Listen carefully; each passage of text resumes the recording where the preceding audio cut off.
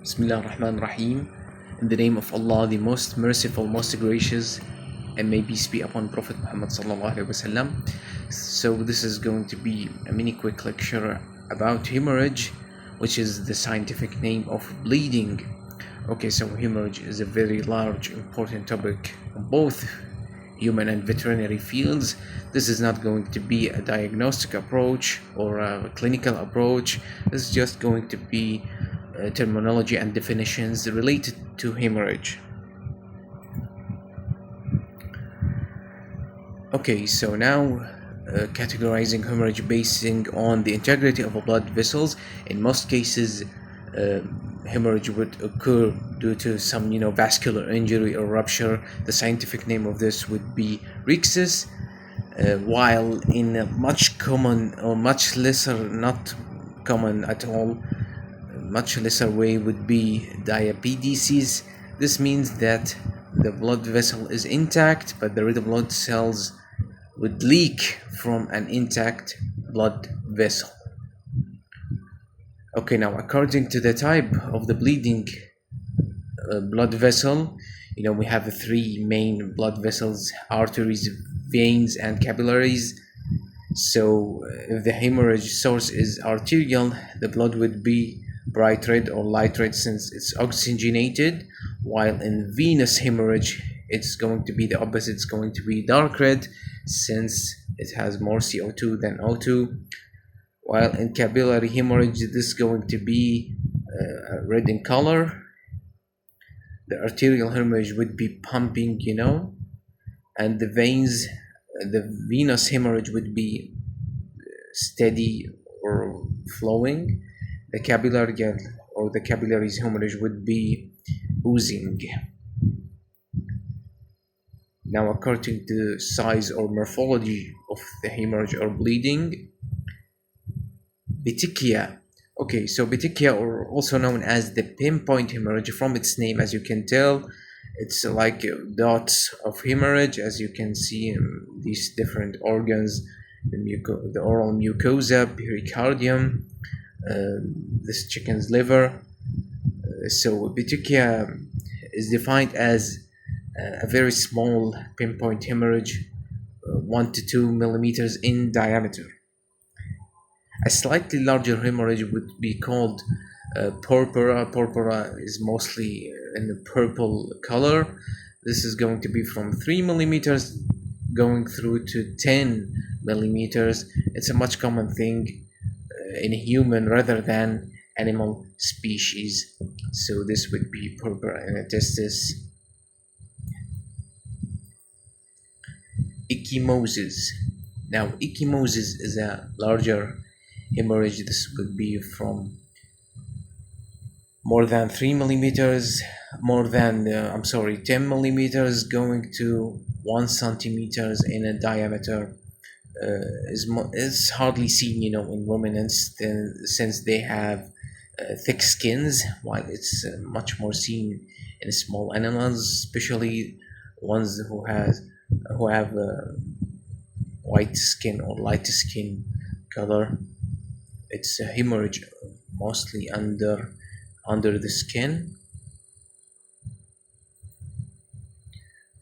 Okay, let's say you have a paint and the red color and you just throw it on the organ. This would be called the effusive hemorrhage or paint brush hemorrhage. As you can tell from its name, it describes itself.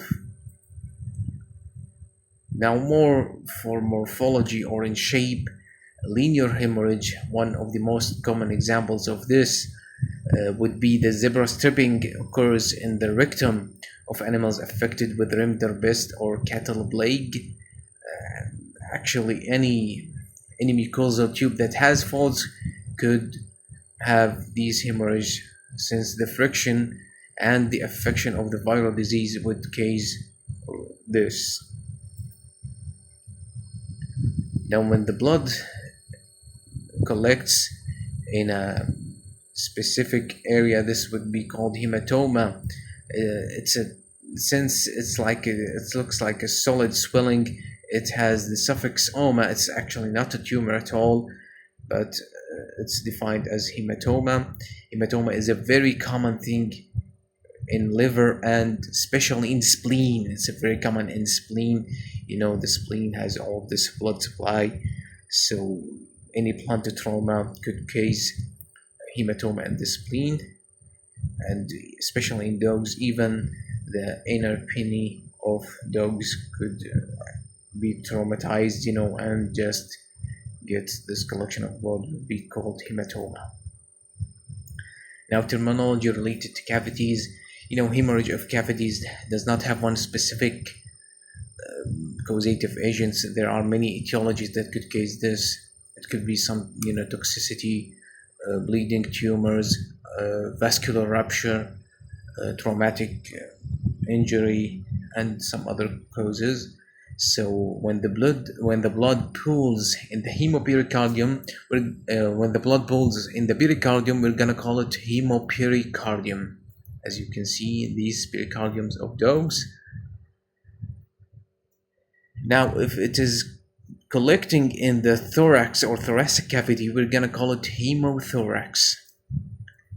And if it gets inside the abdomen, we're gonna call it hemoperitoneum.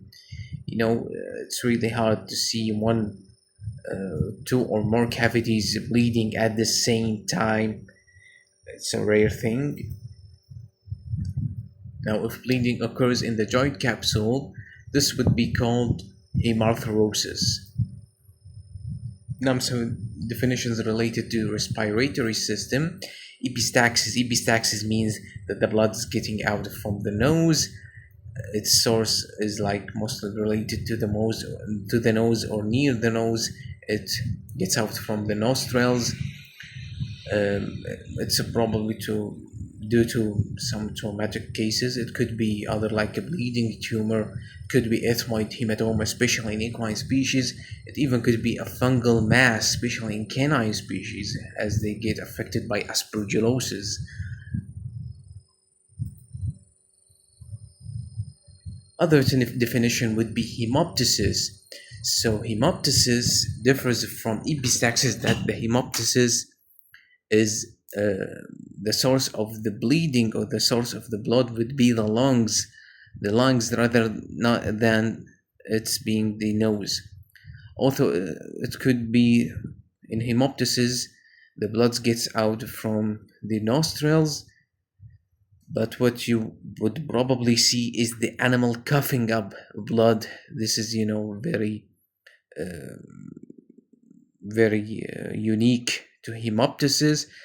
You're gonna see it in different animal species, but not equine species. Remember, equine species have long, soft palates, so they cannot get out the blood from their nostrils unless they cannot get through the blood from their nostrils, only from their oral cavities, even though if it is coming up from the lungs. Now, some definitions related to digestive system. If the animal is vomiting or throwing up blood, this is going to be called hematemesis. If bleeding occurs in the intestines, it's called enterorrhagia.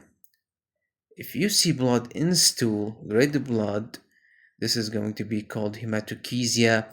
While if the blood is turning black, tarry colored, this is going to be called melena. And the case of this is the blood being digested by the hydrochloric acid or HCl and turned into acidified hematine, which gives the blood this color. Now, related to nervous system terminology, we must remember that the central nervous system is being protected by three layers called the meninges. Intracranial hemorrhage occurs mostly due to traumatic accidents. So if the hemorrhage is outside the dura mater, this is going to be called epidural hemorrhage, while if it's beneath it is going, or under it, is going to be called the subdural hemorrhage. If it's under the arachnoidea, this is going to be called the subarachnoid hemorrhage. Now, definitions related to eye and ears. If the hemorrhage occurs inside the eyeball itself, is going to be called hyphema, while if it occurs under the conjunctiva, this is going to be called the subconjunctival hemorrhage. This is a very unique picture, as the two hemorrhages at the same time, or the same animal, same eye, hyphema and subconjunctival hemorrhage. If blood gets out from the ear, this is going to be called otorrhagia. Now some definitions related to urogenital system. Metrorrhagia would be bleeding of the uterus. This is mostly seen in older females, especially older mares. Once she gives birth, if dystocia occurs, then there is a possibility for the middle uterine artery to be ruptured.